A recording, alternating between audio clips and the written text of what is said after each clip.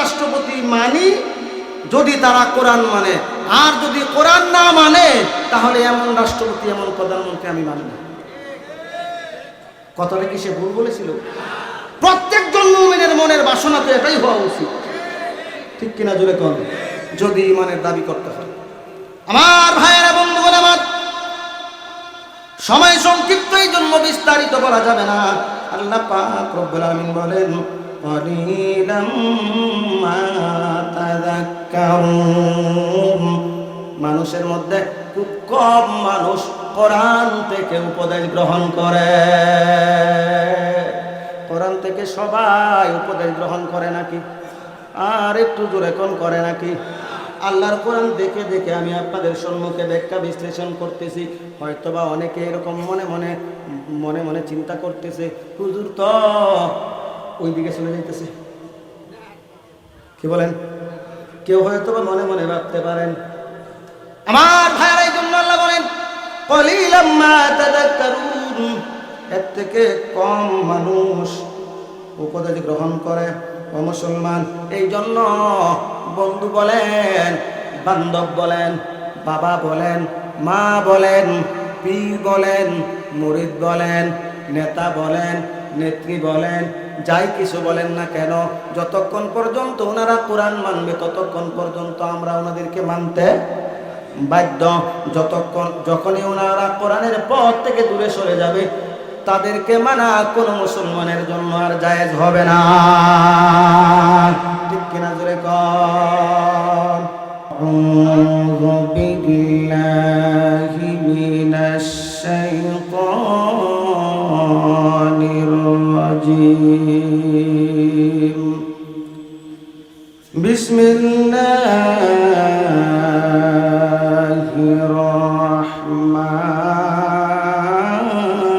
রাহমানির রাহিম। আলিফ লাম মিম সাদ। এটা হলো প্রথম আয়াত।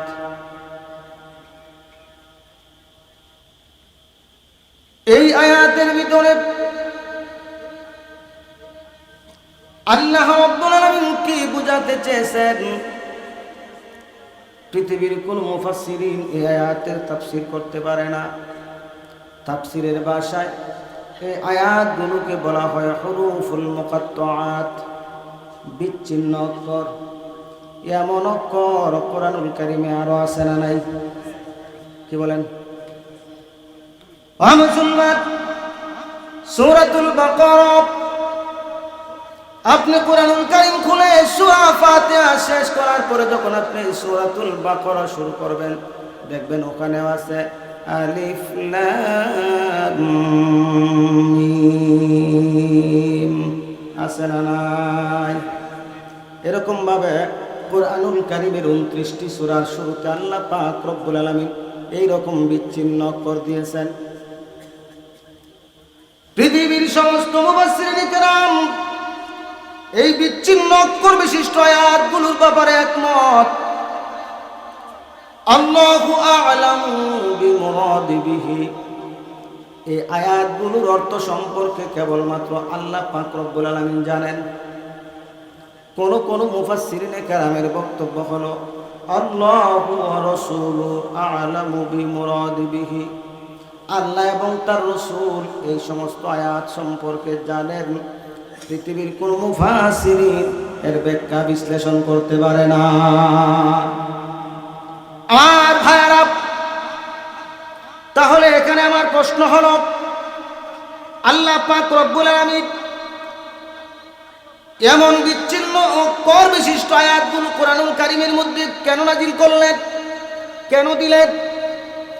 আল্লাহ পাক আমাদের উদ্দেশ্যে কোরআন নাজিল করেছেন, এই সমস্ত অক্ষরগুলো আল্লাহ পাক রব্বুল আলামিন কোরআনুল কারীমের ভিতরে কেন দিলেন?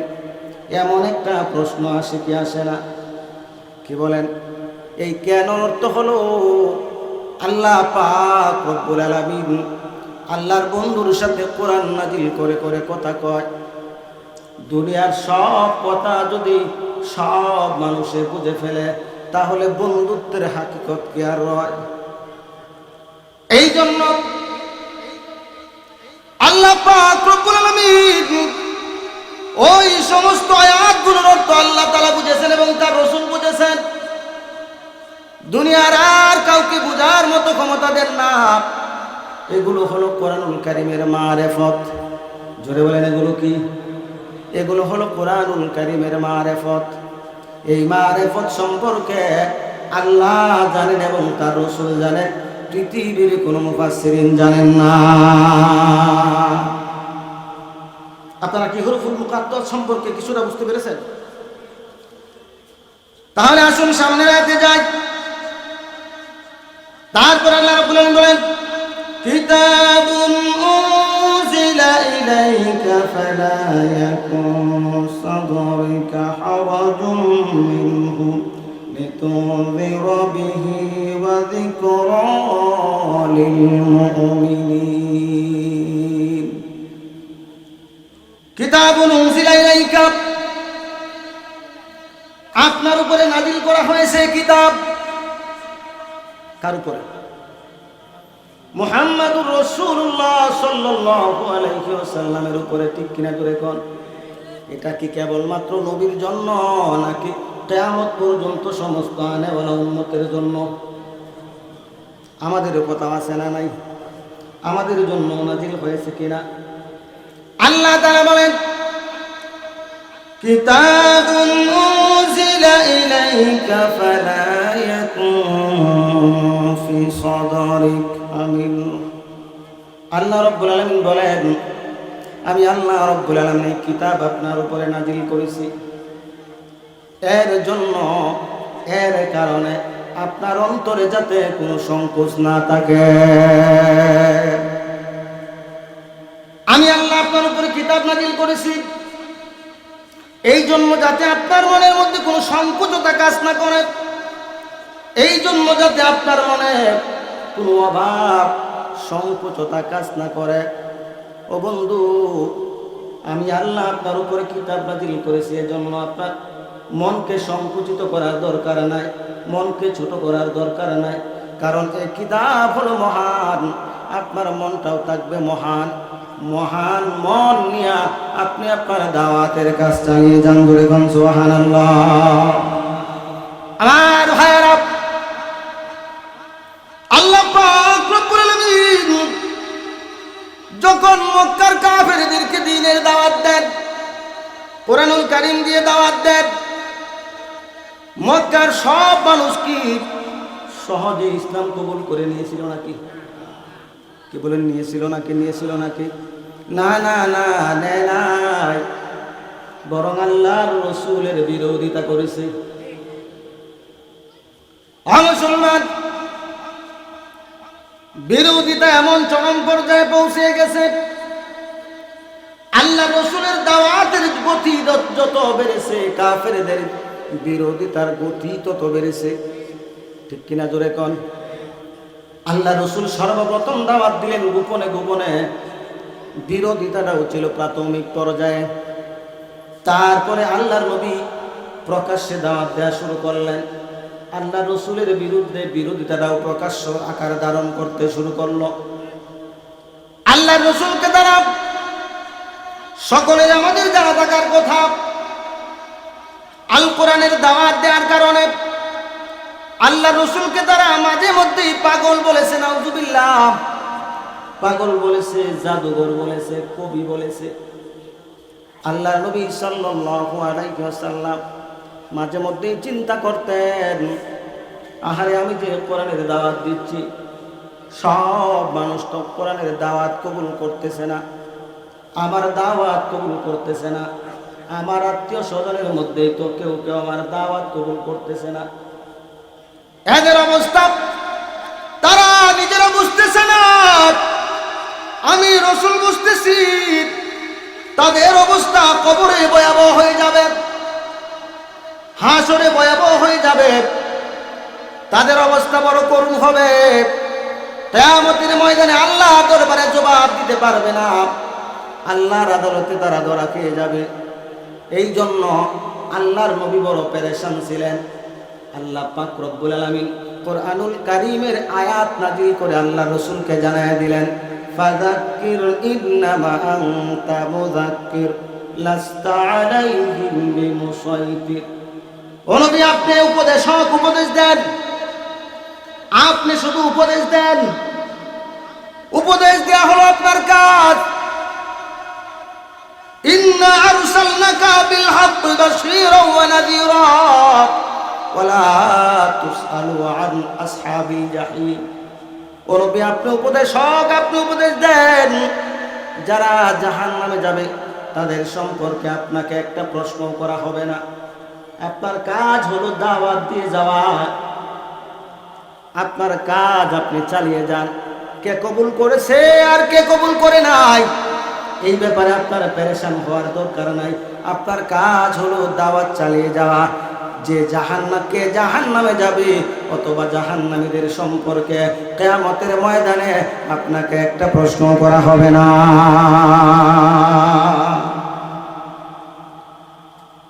এই জন্য আপনার মনের মধ্যে চিন্তা রাখার দরকার নাই, আপনার মনকে সংকুচিত করার দরকার নাই। আমি আল্লাহ পাক রব্বুল আমিন আপনাকে এমন কোরআন নাযিল করেছি যে কোরআনের দ্বারা আপনার মর্যাদাকে আমি আল্লাহ বৃদ্ধি করে দিয়েছি। জোরে করে আল্লাহু আকবার, আর জোরে করে আল্লাহু আকবার।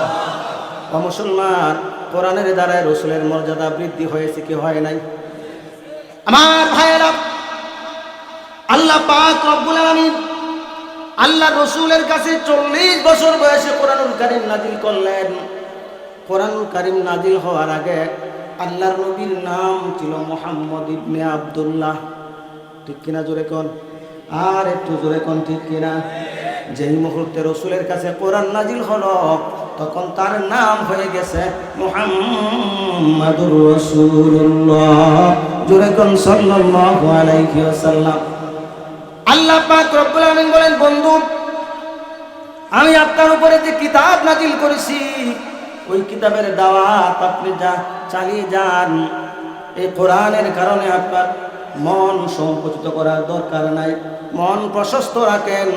মানুষের কাছে খুলে খুলে জান্নাত জাহান্নাম এই কোরআনে আপনি যা পাবেন সব বর্ণনা করে যাবেন। জোরে কোন সুবহানাল্লাহ। আর কি করবেন? আল্লাহ বলেন, লিতুনযিরা বিহি, এর দ্বারা আপনি মানুষদেরকে ভয় দেখাবেন। কি দেখাবেন? সতর্ক করবেন। জান্নাত সম্পর্কে আপনি সতর্ক করবেন, জাহান্নাম সম্পর্কে আপনি সতর্ক করবেন, জান্নাতের বর্ণনা করবেন, যাতে করে মানুষের ভিতরে জান্নাতের লোভ পয়দা হয়, তারা যেন আপনার কথা অনুযায়ী আমল করে। আপনি জাহান্নাম সম্পর্কে তাদেরকে সতর্ক করবেন, যাতে তাদের অন্তরে জাহান্নামের ভয় পয়দা হইয়া অন্যায় কাজ থেকে ফিরে আসে।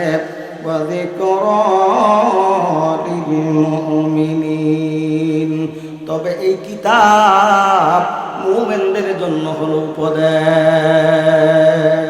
কার জন্য উপদেশ? মুমিনদের জন্য। ও মুসলমান, এই কোরআনুল কারীম হলো এমন কিতাব যাদের অন্তরে আল্লাহর ভয় আছে, যাদের অন্তরে ঈমান আছে, আল্লাহর কোরআন শুনলে ঈমান বেড়ে যায়। ঠিক কিনা? জোরে কোন, বাড়ে কি বাড়ে না? আর একটু জোরে কোন, বাড়ে কি বাড়ে না?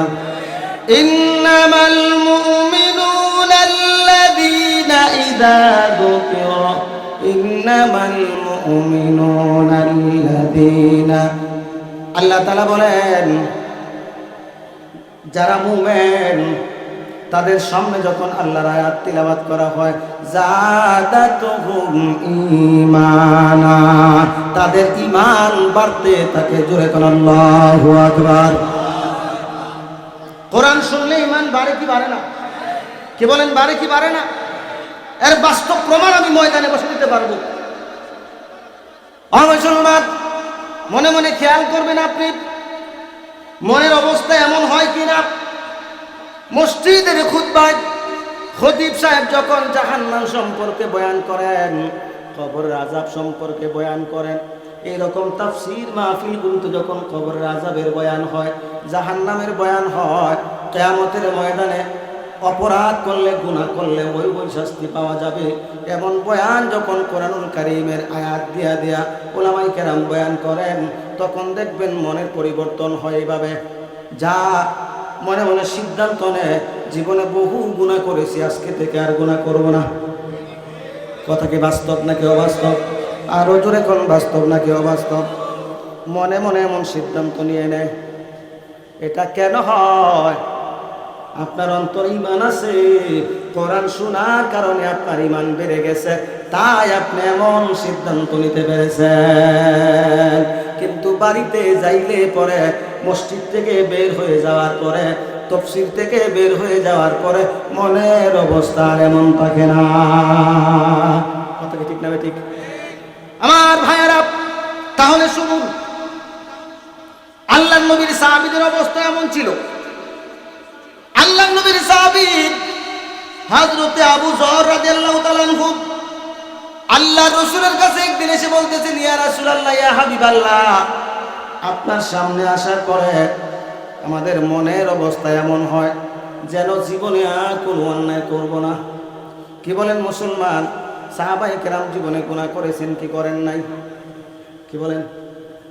গুনাহ করেছেন, কিন্তু আল্লাহর নবীর একজন সাহাবীও গুনাহ নিয়ে কবরে যায় না। গুনাহ করেছেন দুনিয়ায়, তো মাফ নিয়েছেন দুনিয়া। ঠিক কিনা জোরে কর? গুনাহ হয়ে গেছে শয়তানের দোকান, মাফি নেওয়ার জন্য পেরেশান। আমাদের এবং সাহাবীদের পার্থক্য হলো, আল্লাহর নবীর সাহাবীদের গুনাহ হয়ে যাওয়ার পরে সঙ্গে সঙ্গে মাফের জন্য পেরেশান থাকতেন, আর আমরা পেরেশান থাকি না। কথা ঠিক কিনা? গুনাহ হতেছে হতেছে তো হচ্ছে, কোনো চিন্তাই করি না। আমার ভাইয়েরা বলতেছিলাম, আল্লাহর নবীর সাহাবী হযরত আবু যর রাদিয়াল্লাহু তাআলা আনহু আল্লাহর নবীর কাছে একদিন গিয়ে বলতেছেন, ইয়া রাসূলুল্লাহ, ইয়া হাবিবাল্লাহ, আপনার মজলিসে বসলে, আপনার কাছে আসলে আমাদের মনের অবস্থা যেমন হয়, মনে হয় যেন জীবনে আর কোনো গুনাহ করব না। কিন্তু গো নবীজি, সমস্যাটা হলো বাড়িতে যাইলে অবস্থা থাকে না, পরিবর্তন হয়ে যায়।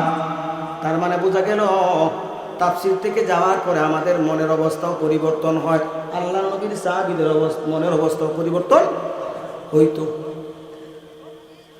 আমার ভাইয়েরা, আল্লাহর নবী কি উত্তর দিয়েছে শুনেন। আল্লাহ রাসূল বলেন, সাহাবী, আমার মজলিসে বসার পরে তোমাদের মনের অবস্থা যেমন থাকে, এমন যদি সব সময় থাকতো, তাহলে তোমরা গুনাহ করতে পারতে না, তোমাদের দ্বারা কোনো গুনাহ হইতো না। যদি তোমরা জীবনে একটা গুনাহ না করতা, আল্লাহ পাক রব্বুল আলামিন তোমাদেরকে ধ্বংস করে ফেলতেন। তোমাদেরকে দুনিয়া থেকে বিদায় করে দিয়া এমন জাতি আল্লাহ তৈরি করতেন, যেই জাতি গুনাহ করে আবার আল্লাহর কাছে ক্ষমা চায়। সুবহানাল্লাহ। এটাই আল্লাহ পছন্দ করেন, আল্লাহ এটাই পছন্দ করেন। গুনাহ হয়ে যাবে তো সঙ্গে সঙ্গে মাফ চাইতে হবে। আমার ভাইয়ারা, আল্লাহ পাক রব্বুল আলামিন বলেন,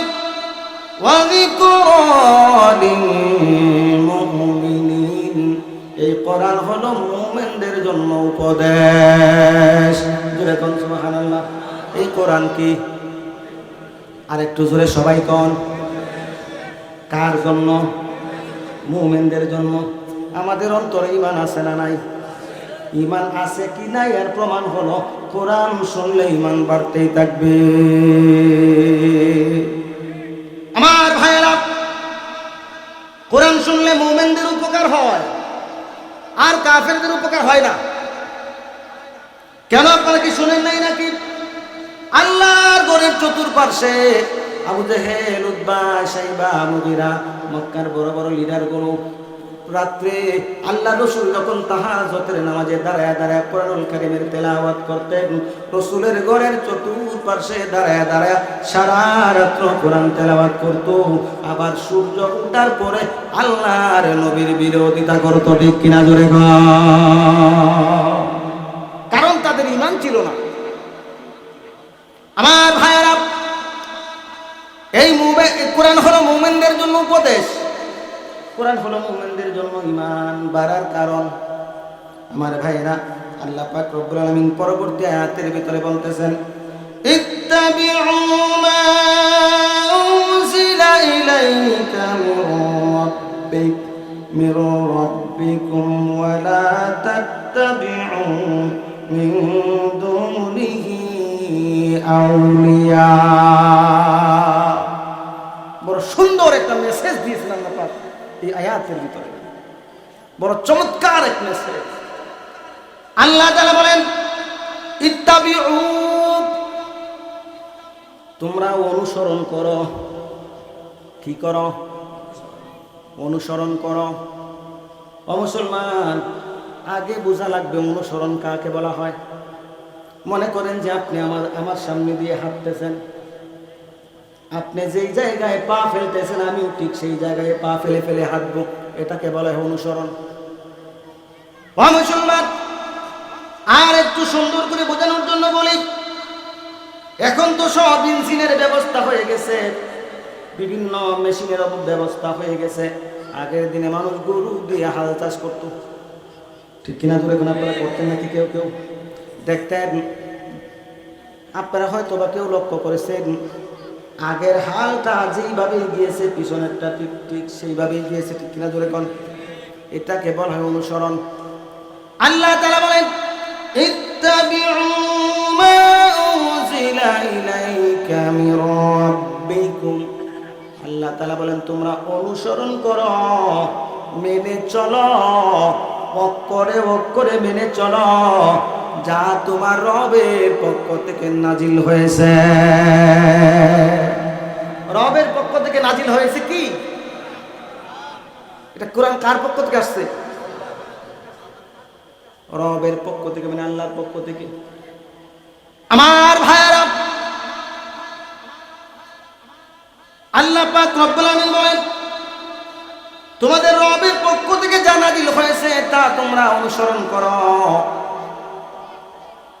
আমার ভাইরা, এখন যদি আল্লাহর কোরআনকে আপনি প্রশ্ন করেন, ও আল্লাহর কোরআন আমি কিভাবে অনুসরণ করব, জীবনের কোন কোন ক্ষেত্রে আমি অনুসরণ করব, আল্লাহর কোরআনে এর জবাব আছে না নাই? আল্লাহ তাআলা বলেন, আরেকটা আয়াত নাযিল করে, ইয়া আইয়ুহাল্লাযীনা আমানু দুখুলু ফিস-সিলমি কাফা ওয়া লা তাত্তাবিউ খুতুওয়াতিশ শাইতান ইন্নাহু লাকুম আদুউম মুবিন।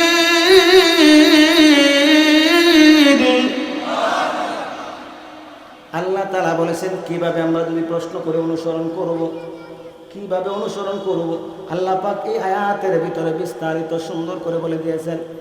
হে ঈমানদারেরা, তোমরা যারা ঈমানের দাবি করো, তোমরা যারা ঈমানের দাবি করো, ইসলামের ভিতরে পরিপূর্ণ প্রবেশ করো, খবরদার শয়তানের পদাঙ্ক অনুসরণ করো না। তো মানতে হবে, এইভাবে পরিপূর্ণ রূপে মানা লাগবে। কিভাবে পরিপূর্ণ রূপে? আমার ভাইরা,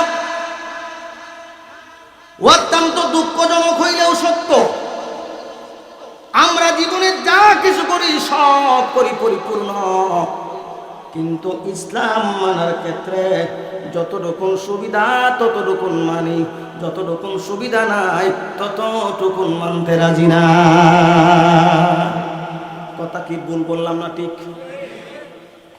ওই যে আমি টুপিটা পরেছি, এটা কি অর্ধেকটা পরেছি নাকি পুরোটাই পরেছি?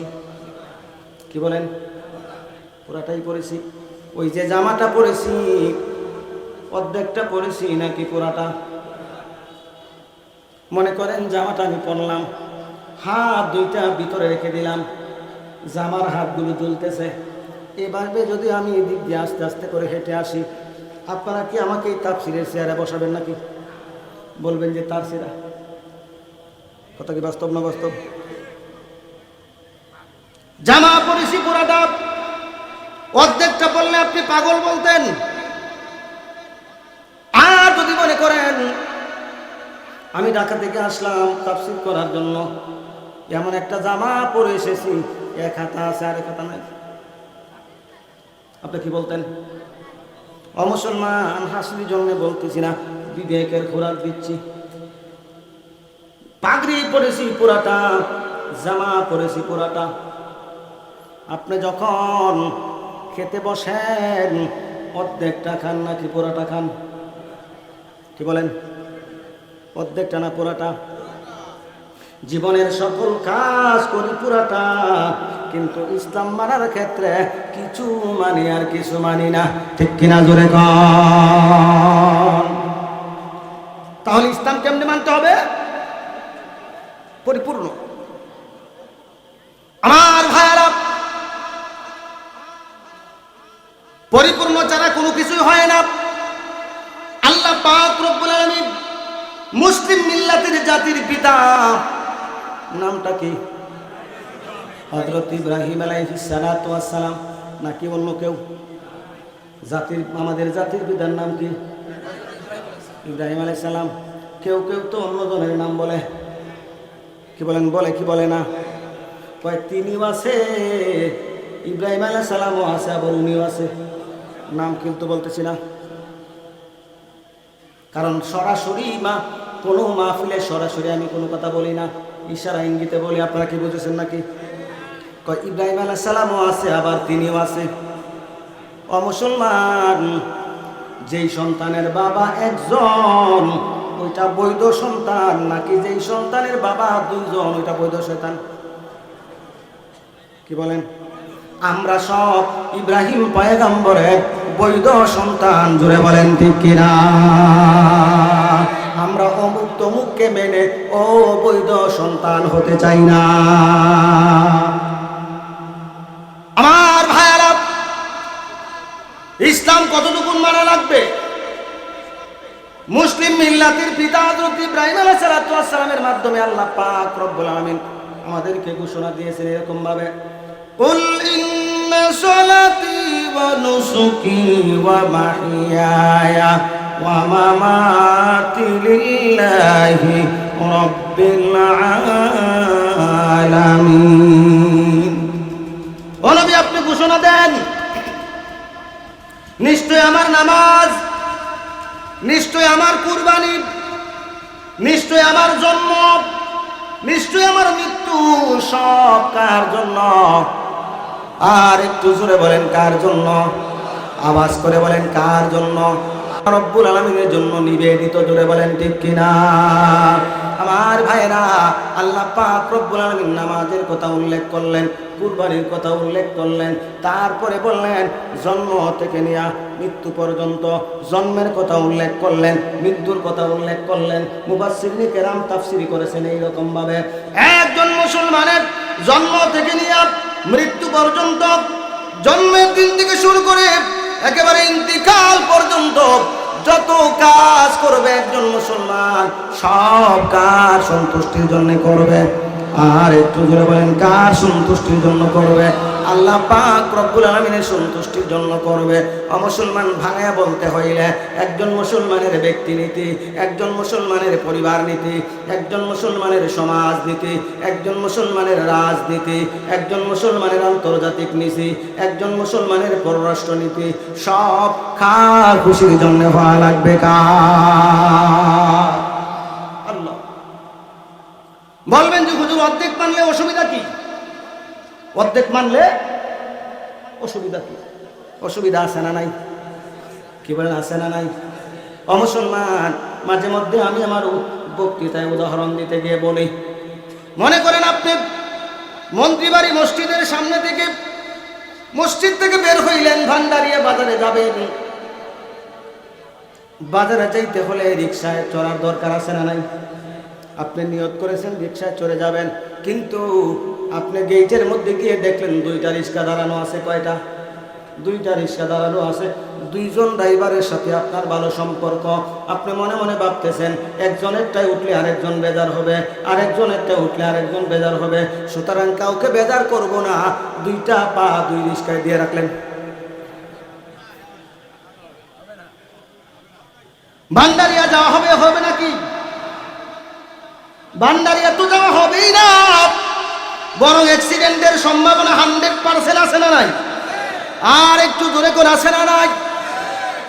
আফাতুমিনুনা বিবাদিল কিতাবি ওয়া তাকফুরুনা বিবাদ ফামা জাযাউ মান ইয়াফআল যালিকা মিনকুম ইল্লা খিজিয়ুন ফিল হায়াতিদ দুনিয়া ইউরাদ্দুনা ইলা আশাদ্দিল আযাব।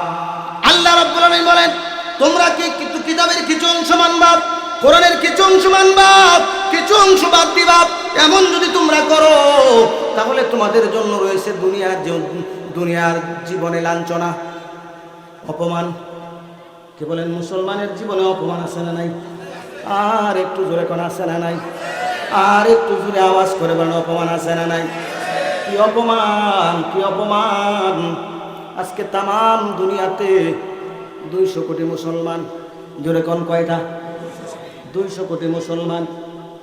অথচ ইহুদির সংখ্যা হলো 80 লক্ষ, কিছু কম বেশি।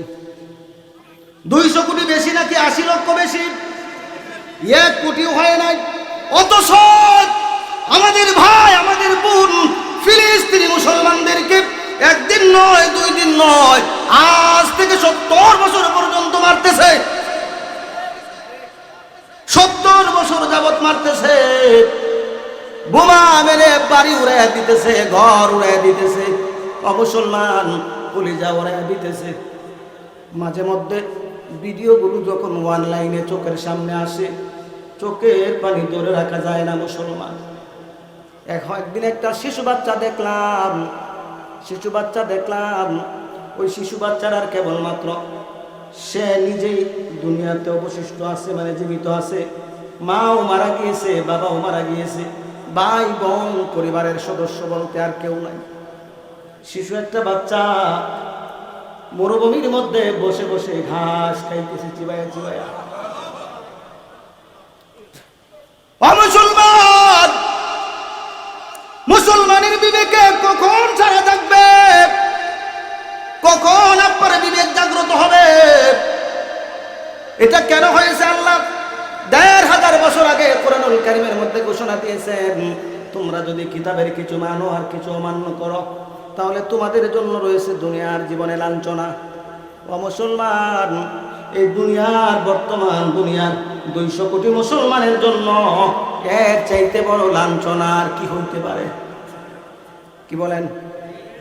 অথচ আমরা দিব্যি আরামে খাইতেছি, আমরা আমাদের সংসার করতেছি, যা যা করার সব করতেছি। এমন মুসলমানও আছে তাদের ব্যাপারে একটা দিন চিন্তাও পর্যন্ত করে না, ঠিক কিনা জোরে গো? এমন মুসলমান আছে না নাই? একটু দোয়াও পর্যন্ত করে না। মুসলমান, বর্তমানে ইরানের সাথে বাদাবাদি হইতেছে আমেরিকা, দেখতেছেন? সারা দুনিয়া যেন জাহান্নাম হয়ে গেছে। তেল পাওয়া যায় না, কোনো পাম্পে গেলে তেল পাওয়া যায় না। মাহফিলে আসবো গাড়ি নিয়ে, কোনো গাড়ি ঢাকা থেকে আসতে চায় না, বাধ্য হয়ে লাইনের গাড়িতে এসেছি। কারণ হলো কোনো গাড়িতে তেল নাই। আমার ভাইয়ারা, বন্ধুগণ আমার, মুসলমানদের এমন দুরবস্থার কারণ আমরা আমাদের কোরআন থেকে দূরে সরে গিয়েছি।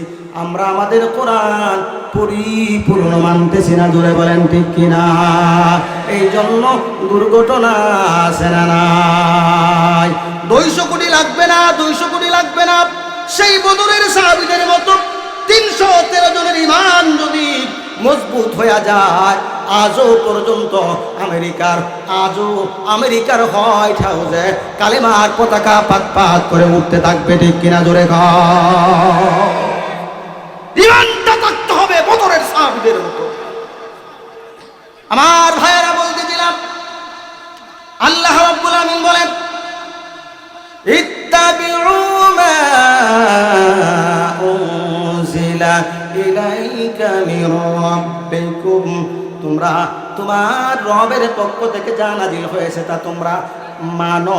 অমুসলমান কেমন মানবো, আংশিক নাকি পরিপূর্ণ? আর একটু জোরে বলেন, পরিপূর্ণ। আজকে থেকে আমরা যা করব সব কার খুশির জন্য করব। আর একটু জোরে বলেন, কার খুশির জন্য? পরিবার নীতি করব কার খুশির জন্য? সমাজ নীতি করব কার খুশির জন্য? রাজনীতি করব কার খুশির জন্য? নামাজ পড়ব কার খুশির জন্য? রোজা রাখবো কার খুশির জন্য? সুদ খাবো কার খুশির জন্য?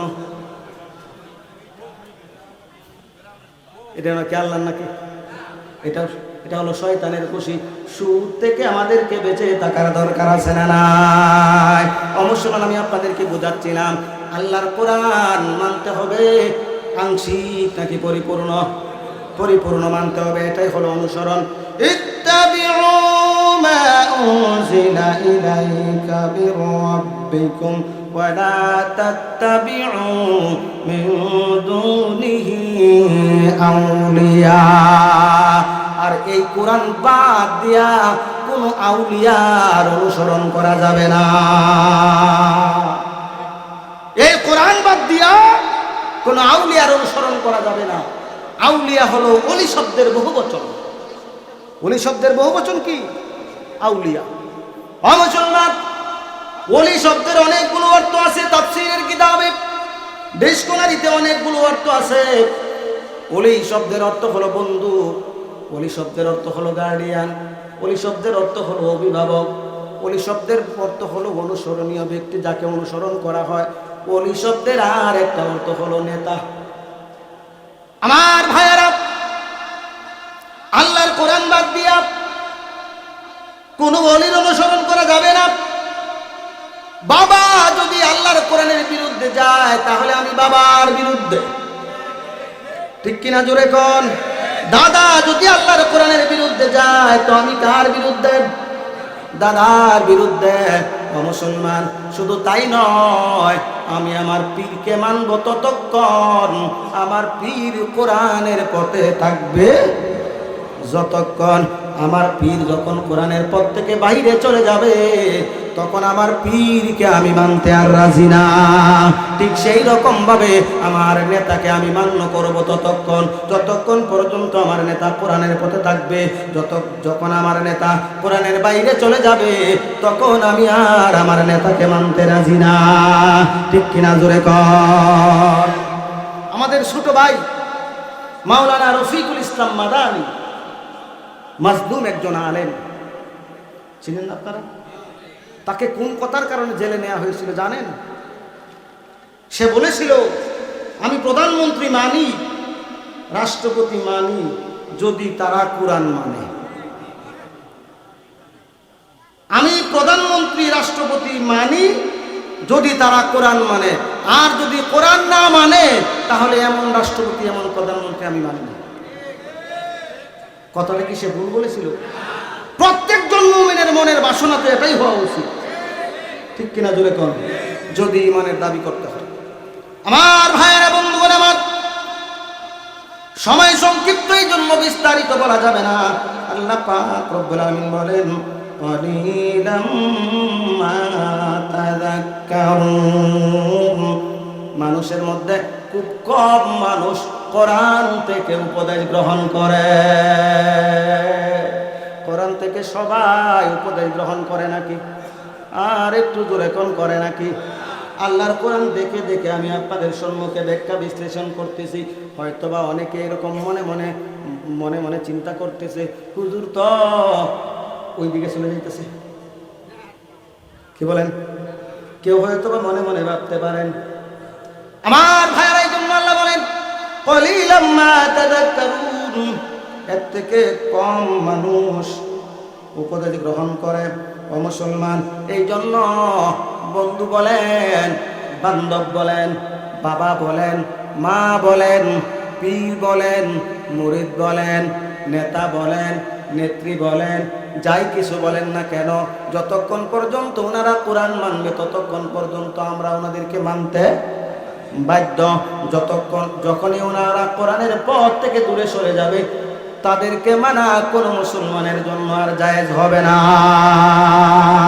ঠিক কিনা জোরে কর আমার ভাইয়েরা। তারপর আল্লাহ বলেন وَكَمْ مِنْ قَرْيَةٍ أَهْلَكْنَاهَا فَجَاءَهَا سُبُلَنَا بَيَاتًا أَوْ هُمْ قَائِلُونَ وَكَمْ مِنْ قَرْيَةٍ أَهْلَكْنَاهَا আর আমি কথক জনপদকে ধ্বংস করে দিয়েছিলাম।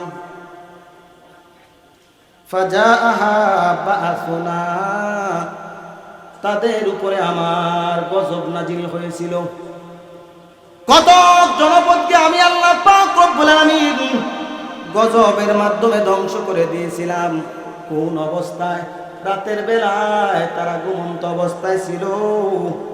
আও হুম কাইলুন অথবা তারা দুপুরে খাওয়া দাওয়া করার পরে বিশ্রামরত অবস্থায় ছিল।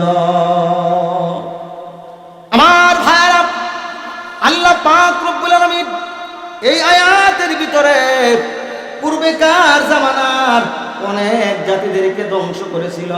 ওই জাতিদের ধ্বংসের ব্যাপারে আল্লাহ পাক রব্বুল আলামিন ওয়াজ করেছেন। আমার ভাইয়েরা, আমার প্রশ্ন হলো, পূর্বেকার জামানার জাতিদেরকে আল্লাহ ধ্বংস করে ফেলেছিলেন, আমাদের সামনে এর ওয়াজ করার দরকার কি? এরকম প্রশ্ন আসে কি আসে না? আর একটু দূরে কোন আসে কি আসে না? আমাদের সামনে আল্লাহ পাক রব্বুল আলামিনের ওয়াজ করার দরকার কি?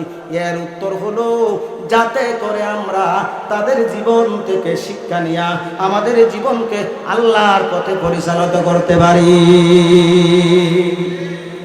এই জন্য আল্লাহ পাক রব্বুল আলামিন কোরআনুল কারীমে পূর্বেকার জামানার জাতিদের ধ্বংসের ইতিহাস তুলে ধরেছেন। আমার ভাইয়েরা, এই কোরআনুল কারীমের ভিতরে কওমে লূতের ধ্বংসের কথা আছে না নাই? আর একটু জোরে কোন আছে না নাই? আমার ভাইরা, কওমে লূতকে আল্লাহ পাক রব্বুল আলামিন কেন ধ্বংস করেছিলেন জানেন নাকি আপনারা? এই সূরার ভিতরে এর আলোচনা আছে। আমার পরের যারা তাফসীর করবেন হয়তো বা এই বছর আসতেও পারে।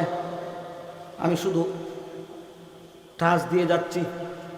কওমে লূতের অপরাধ ছিল, তারা নারী পুরুষে সঙ্গম না করে পুরুষে পুরুষে সঙ্গম করত। নাউজুবিল্লাহ, আগামীকালকে বললেন কি করত? পুরুষে পুরুষে যৌন মিলন করত। তার মানে সমকামিতা। আমাদের এই বাংলাদেশে সমকামিতাকে প্রমোট করার জন্য একদল আছে না নাই? আর একটু দূরে এখন আছে না নাই? কয়েক বছর আগে বাংলার জমিনে তুলপাড় হয়েছে ট্রান্সজেন্ডার নিয়া। ট্রান্সজেন্ডার এর আরেকটা অর্থই হলো সমকামিতা।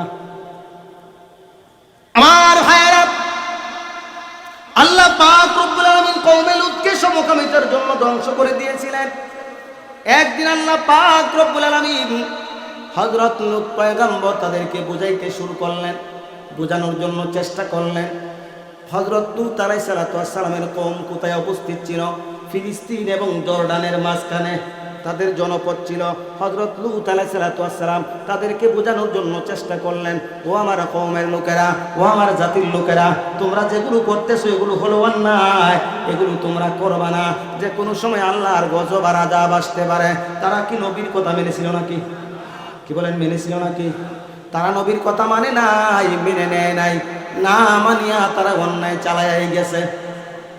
আমার ভাইয়েরা, আল্লাহ পাক রব্বুল আলামিন তাদের অপরাধ যখন চূড়ান্ত পর্যায়ে চলে গেল, আল্লাহ পাক রব্বুল আলামিন অপরাধীদেরকে ছাড় দেন, কিন্তু একেবারে ছেড়ে দেন না। ঠিক কিনা জোরে কোন? ঠিক কিনা জোরে কোন? আর একটু জোরে কোন? ঠিক কিনা? 17 বছর পর্যন্ত ছাড় দেওয়া হয়েছে। যেদিন আল্লাহ ধরেছে দেশে পর্যন্ত থাকতে পারে না। আমার ভাইয়েরা, আল্লাহ পাক রব্বুল আলামিন দুইজন ফেরেশতা নাযিল করলেন। হযরত লূত আলাইহিস সালামের কাছে ফেরেশতাগণ আসলেন, আগমন করে এসে বলতেছেন, ও আল্লাহর পয়গম্বর, আপনি আপনার উম্মতদেরকে নিয়া, ইমানদার উম্মতদেরকে নিয়া তাড়াতাড়ি এই জনপদ থেকে চলে যান। আজকে আমরা এই জনপদের উপরে আল্লাহর গজব ডালবো। ও মুসলমান, হযরত লূত আলাইহিস সালাম উনার দুইজন মেয়ে এবং যে কয়জন উনার উপর ঈমানের ছিলেন তাদেরকে রেডি করলেন, নিয়ে চলে যাবেন। আর ওই দিক দিয়া হযরত লূত আলাইহিস সালামের স্ত্রী শয়তানদের সহযোগী ছিল। জুড়ে বলেন, কার সহযোগী? ওই শয়তানদের সহযোগী ছিল। তাড়াতাড়ি করে গিয়া মানুষের বাড়িতে বাড়িতে বলে বলে বেড়াচ্ছে, আজকে আমাদের বাড়িতে সুদর্শন দুইজন যুবক মেহমান পুরুষ এসেছে, তাদের সাথে অপকর্ম করে তোমরা মজা পাইবা। নাউজুবিল্লাহ। একটু আসতে কোন। ও মুসলমান, হযরত লূত আলাইহিস সালাম বাড়ি যখন তার জাতির লোকেরা ঘেরাও করলো, লূত পয়গম্বরকে বলতেছেন তাদেরকে বের করে দেন, আপনাকে আমরা কিছু করব না। হযরত লূত আলাইহিস সালাম তাদেরকে হাতে ধরলেন, পায়ে ধরলেন, বললেন, বাবারা, আমার দুইটা মেয়ে আছে, নিয়ে যাও, তোমরা যা ইচ্ছা তা করো, আমার মেহমানদেরকে তোমরা কিচ্ছু করবে না, এরা আমার মেহমান। ফেরেশতারা বলতেছেন, ও আল্লাহর পয়গম্বর, আমাদের ব্যাপারে আপনি পেরেশানি করবেন না, চিন্তিত হবেন না, কারণ আমরা দুনিয়ার কোনো মানুষ নয়, আমরা হইলাম আল্লাহর ফেরেশতা। আপনি আপনার মতো আপনার উম্মত নিয়ে জীবন বাঁচান, আপনি গিয়া দেখেন আমরা কি করি। আপনি আপনার জীবন বাঁচান, আমাদের চিন্তা আপনার করার দরকার নাই। ও মুসলমান, হযরত লূত আলাইহিস সালাম কি করলেন? চলে গেলেন, উম্মতদেরকে নিয়ে চলে যাওয়ার জন্য রওনা হলেন। স্ত্রীও সাথে, তাকে তো কি হয় না হয়তো সামান্য বুঝার কথা। স্ত্রী বুঝতে পেরেছেন লূত পয়গম্বর যেহেতু চলে যাচ্ছেন, আজকে তো এই জনপদের উপরে আযাব নাযিল হবে। স্ত্রীও পিছনে পিছনে রওনা করলেন। ও মুসলমান, যারা জর্ডানে যান, একটা ডেড সি, মৃত সাগর আছে, মৃত সাগরের পারে আজও পর্যন্ত দাঁড়িয়ে আছে লূত পয়গম্বরের স্ত্রীর মূর্তি। আজও পর্যন্ত দাঁড়িয়ে আছে, আল্লাহ মূর্তি বানিয়ে দিয়েছেন। ও মুসলমান, শুধু তাই নয়, যারা গিয়েছে তারা দেখেছে। আমার একজন মুসল্লি জর্ডানে 10 বছর ছিলেন, সে সরাসরি আমার সাথে বর্ণনা করেছে, হুজুর, মৃত সাগরটা হলো লবণাক্ত, এই সাগরের মধ্যে কোনো কিছু ডুবে যায় না, আপনি লোহা ছেড়ে দিবেন, নিচে যাবে না, ভাসতে শুরু করে দিবে। লূত পয়গম্বরের স্ত্রীকে আল্লাহ পাক এমন আযাব দিলেন, শুধু পাথর বানায় দিয়া খান্ত না, মাটির নিচে দিয়া লবণ গিয়া ভরে যায়, মূর্তির কোনো আকৃতি থাকে না। এটা হলো আল্লাহ তাআলার আযাব। কোরআনুল কারীমে এইরকম অসংখ্য অগণিত নজির আছে না নাই? আল্লাহ তাআলা নজির কেন দিলেন? এর মাধ্যমে আমাদেরকে আল্লাহ পাক রব্বুল আলামিন সবক দিচ্ছেন। ও দুনিয়ার মুসলমানেরা শুনো, আমি আল্লাহ পাক অতীত নবীদের উম্মতদেরকে ধ্বংস করেছি কিভাবে, কোরআনুল কারীমের মধ্যে বর্ণনা করে দিয়েছি বিস্তারিত, যাতে করে তোমরা এর থেকে সবক হাসিল করে সোজা রাস্তায় চলতে পারো। কারণ লূত পয়গম্বরের জাতিদেরকে যে আল্লাহ আযাব দিয়েছিলেন, ওই আল্লাহ আজও আছে না নাই? বলবেন যে হুজুর, কেন আল্লাহ পাক আমাদেরকে আযাব দিচ্ছেন না? ভাই, এটা আমার আপনার কোনো বুজুর্গি না, আমার আপনার নবীর দুয়ার ফসল। আমার আপনার নবী দোয়া করেছেন, আল্লাহ আমার উম্মতদেরকে তুমি নগদ গজব দিও না, এই জন্য আল্লাহ পাক আযাব দিচ্ছেন না। ও মুসলমান, তারপরে আল্লাহ বলেন, ফামা কানা দাওয়াহুম ইয জাআহুম বাআসুনা ইল্লা আন ক্বালু ইন্না কুন্না যালিমিন। তাদের উপরে যখন আমি আল্লাহ পাক রব্বুল আলামিন আযাব গজব নাজিল করেছি, তাদের মুখে কোনো কথা ছিল না, শুধু একটা কথাই ছিল, আমরা এর উপযুক্ত ছিলাম। ও মুসলমান, বাস্তবতা দিয়ে উদাহরণ দিলে আপনারা বুঝবেন। অনেক সময় দেখবেন মানুষ অন্যায় করে, কার দোকায় করে, একটু আস্তে কোন শুনলে রাগ করবে না? কার দোকায় পরে মানুষ অন্যায় করে? শয়তানের দোকায় করে। মনে করেন এক ব্যক্তি শয়তানের দুকায় পড়ে মার্ডার করে ফেলেছে, তাকে পুলিশ গ্রেফতার করেছে, পুলিশ ধরেছে। জেলের মধ্যে যাওয়ার পরে যখন জেলে যায় তখন সে কিন্তু মনে মনে ভাবে কাজটা আসলে আমি ঠিক করবো, ঠিক কিনা জোরে কর। এই চিন্তাটা কি তার মাথার মধ্যে একবারই আসে নাকি বারবার আসে? বারবার আসে না? আহারে আমি কি অন্যায় করলাম, কাজটা আমার দ্বারা উচিত হয় নাই, এই কাজটা আমার দ্বারা করা উচিত হয় নাই, বারবার তার মাথার মধ্যে আসে। কাজটা যদি না করতাম তাহলে আজকে আমার জেলে আসতে হতো। মুসলমান, আল্লাহ পাক রব্বুল আলামিন ওই সমস্ত অতীত উম্মতের জাতি যাদের উপরে আল্লাহ পাক দুনিয়ার জমিনে গজব নাজিল করেছিলেন, তাদের মুখে কোনো কথাই ছিল না, তাদের মুখে শুধু একটাই কথা ছিল, আল্লাহ যে আযাব দিয়েছেন আমরা এটার উপযুক্তই ছিলাম। মুসলমান, শুধু তাই নয়, কোরআন হাদিস পড়াশোনা করে আমি যতটুকু বুঝতে পেরেছি, কিয়ামতের ময়দানে মুসিবতের দিনে আল্লাহ না করুন আমাদের মাঝ থেকেও যদি কাউকে আল্লাহ আল্লাহ না করুন জাহান্নামে দিয়ে দেন, আমরা জাহান্নামের মধ্যে যায়া নিজের মনকে বুঝাবো এইভাবে, আল্লাহ যে জাহান্নামে দিয়েছেন এমনিতেই দেয় নাই, আমরা এটার উপযুক্ত ছিলাম। কেমনে?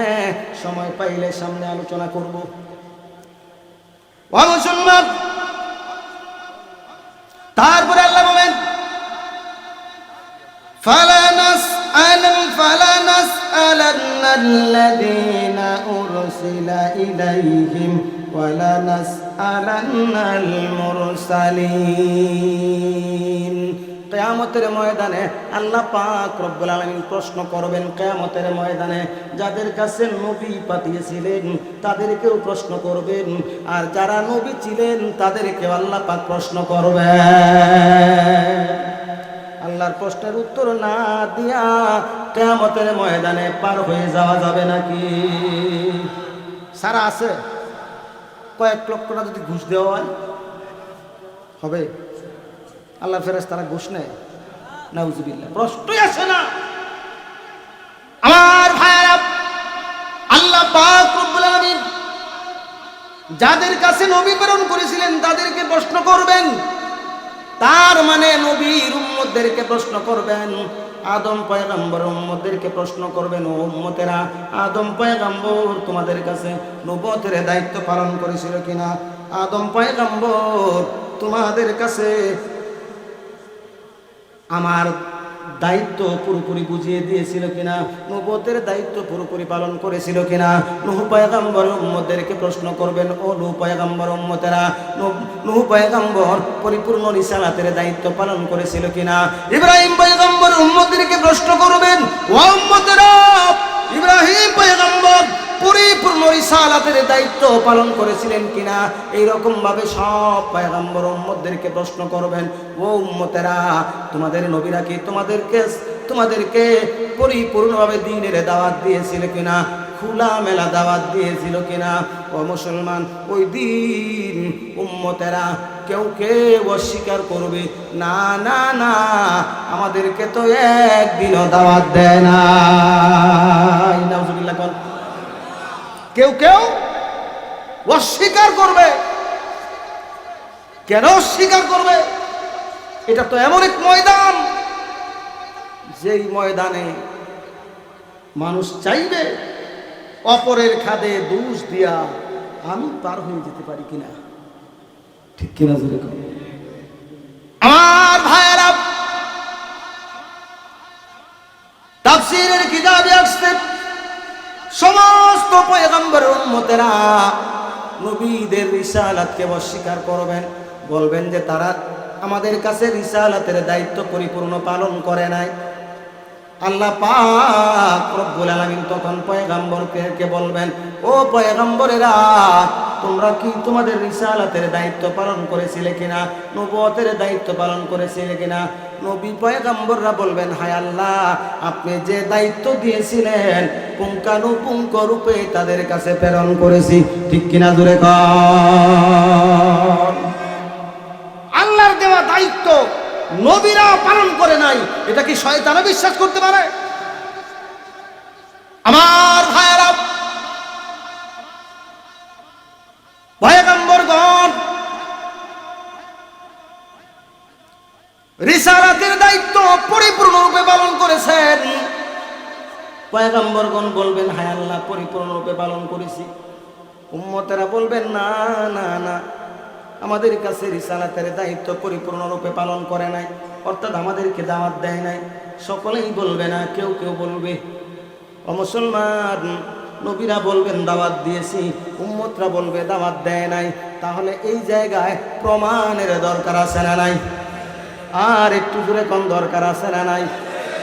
ও মুসলমান, সমস্ত পয়গম্বর ওই কাল কিয়ামতের ময়দানে আল্লাহর দরবারে বলবে, আল্লাহ, আমরা যে রিসালাতের আমাদের উম্মতেরা বলতেছে দায়িত্ব পালন করি নাই, তাদেরকে কিতাবের দাওয়াত দেই নাই, আমরা যে নবুয়তের দায়িত্ব পরিপূর্ণরূপে পালন করেছি, আমাদের সাক্ষীও আছে।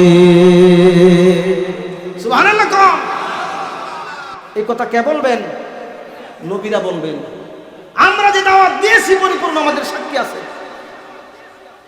ওয়া মুসলমান,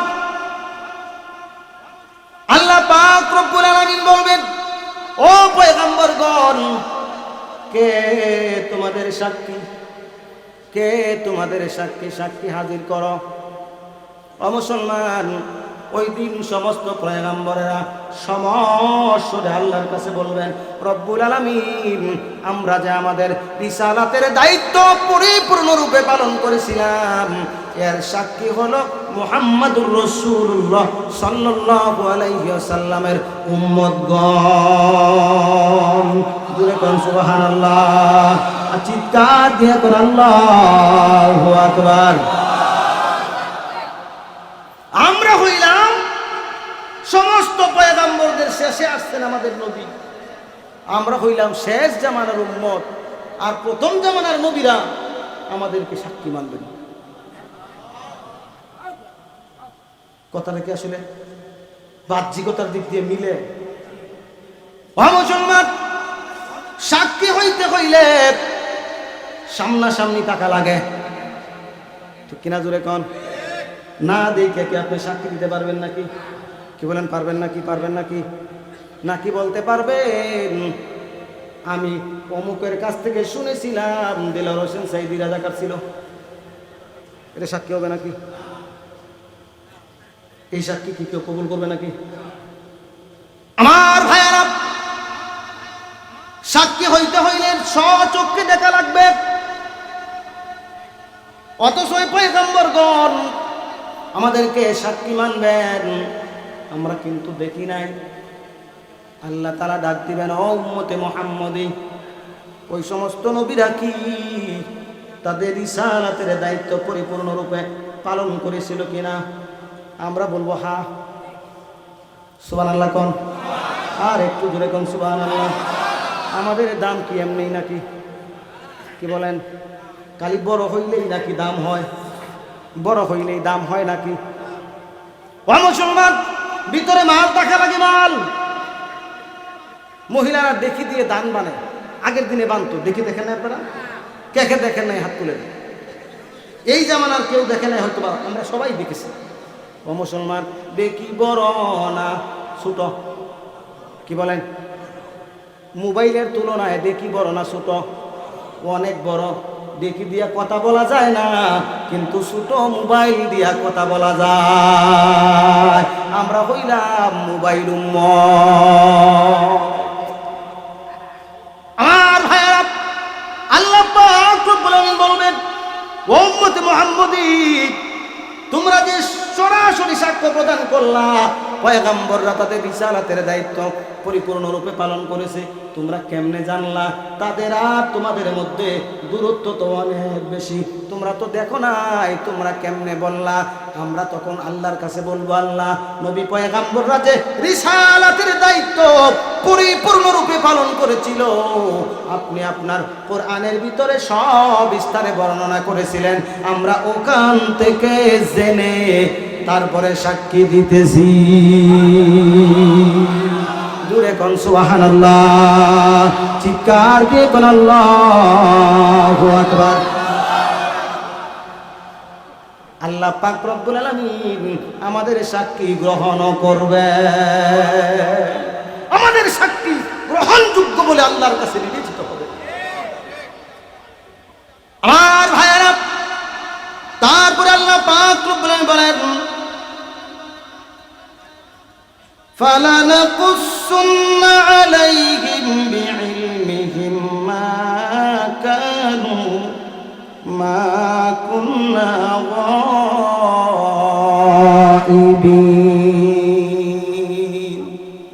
ও মুসলমান, আল্লাহ পাক রব্বুল আলামিন বলেন আমি আল্লাহ পাক রব্বুল আলামিন পরিপূর্ণ জ্ঞান সহকারে তাদের কৃত কর্মগুলো সব বিস্তারে তাদের সামনে বর্ণনা করব। কেমনে করব? আমি আল্লাহ পাক রব্বুল আলামিন তাদের সাক্ষী ছিলাম, আমি সেখানে অনুপস্থিত ছিলাম না। আমার ভাইরা, আল্লাহ পাক রব্বুল আলামিন আমাদের কৃত কর্মগুলো সব বিস্তারে বর্ণনা করবেন কিয়ামতের ময়দানে। আল্লাহ কিভাবে বর্ণনা করবেন সব কথা কোরআনুল কারীমের মধ্যে আছে না নাই? আরো জোরে কোন আছে না নাই? আমাদের 24 ঘন্টার কাজকর্ম লিখে রাখার ব্যবস্থা আল্লাহ তাআলার কাছে আছে না নাই? কিরামান কাতিবিনা ইয়ালামুনা মা তাফআলুন।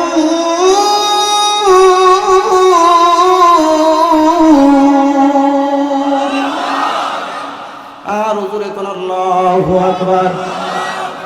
ও মুসলমান, আল্লাহ পাক রব্বুল আলামিন সবিস্তারে পরিপূর্ণ জ্ঞান সহকারে বর্ণনা করবেন কিয়ামতের ময়দানে। কেমনে করবেন এটা বুঝাচ্ছি। আল্লাহ পাক রব্বুল আলামিন আমাদের কাঁধে লিখার জন্য ফেরেশতা নিযুক্ত করেছেন কিরামান কাতিবিন। আমরা অনেকেই মনে করি দুই কাঁধে দুই ফেরেশতা, কিনা জোরে কোন? দুই কাঁধে দুই মোহরি লিখতে আছে ডায়েরি, বলে না? কথাটা কিন্তু সত্য না। সত্য কথা হলো কিরামান কাতিবিন। উলামায়ে কেরামদেরকে আপনি জিজ্ঞাসা করে দেখবেন, আল্লাহ পাক রব্বুল আলামিন এখানে এক বচন ব্যবহার করেন নাই, বহু বচন ব্যবহার করেছেন। তার মানে নেকি লেখার ফেরেশতা একজন নয়, একের অধিক। বদি লেখার ফেরেশতাও একজন নয়, একের অধিক। একজন না কিন্তু। আমার ভাইয়েরা, দুই কাঁধের ফেরেশতারা নেকি আর বদি লিখতে থাকেন। তবে লেখার মধ্যে পার্থক্য আছে। কি পার্থক্য? আজকে আপনার মনে করেন বাড়ির সামনে দিয়ে মাইকিং যাচ্ছে, পূর্ব বান্ডারিয়া মন্ত্রী বাড়ি জামে মসজিদ ময়দানে তাফসীর হবে, মুফাসসিরিনে কেরাম আসবেন ঢাকা থেকে। আপনি মনে মনে নিয়ত করেছেন আজকের তাফসীরে আমি যাব। এটা কি ভালো কাজের নিয়ত করলেন না খারাপ কাজের? কি বলেন? ভালো কাজের নিয়ত করেছেন। সঙ্গে সঙ্গে ডান কাঁধে যে দায়িত্বরত ফেরেশতারা আছে, ওই ফেরেশতারা নেকি লিখে দিয়েছে। আর একটু আস্তে কোন সুবহানাল্লাহ। আপনি তাফসীরের ময়দানে আসলে আরো নেকি পাবেন। অর্থাৎ নেক কাজের নিয়ত করলেই নেকি লিখে ফেলা হয়। মনে করেন আল্লাহ না করুন, আপনি আপনার বাড়ির সামনে দিয়া বান্দারিয়া অথবা ফিরিজপুরের কোনো সিনেমার মাইকিং যাচ্ছে, আপনি মনে মনে নিয়ত করেছেন ফিরিজপুরে সিনেমা দেখতে যাবেন। বাম কাদের ফেরেশতা কিন্তু একটা গুনাহ আপনার জন্য লেখে নাই। নেকি কিন্তু নিয়ত করলেই লেখা হয়, বদি কিন্তু নিয়ত করলেই লেখা হয় না। অমুসলমান শুধু তাই নয়, সময় শেষ হয়ে গেছে, আপনি নিয়ত করেছেন, ওই জায়গায় গিয়েছেন, গুনার কাজটা করেছেন, তারপরেও 6 ঘন্টা পর্যন্ত লেখা হবে না। এই ডান কাদের ফেরেশতার অনুমতি নিয়ে 6 ঘন্টা পরে লেখা হবে। যদি আপনি মাপ না চান, ডান কাদের ফেরেশতারা মুখটা কালো কইরা বলবে, ঠিক আছে, বান্দা যখন মাপ চাইতেছে না তখন লিখে নাও। ও মুসলমান, কিয়ামতের ময়দানে আল্লাহ পাক আমাদেরকে ধরবেন, এমন ব্যবস্থা আছে না নাই? আল্লাহ তাআলা বলেন, ওয়া কুল্লু ইনসানিন আলজামনাহু তাইরাহু ফি উনুকিহি ওয়া নুখরিজু লাহু ইয়াওমাল কিয়ামাতি কিতাবান ইয়ালকাহু মানশুরা। ইকরা কিতাবাকা কাফা বিনাফসিকাল ইয়াওমা আলাইকা হাসিবা।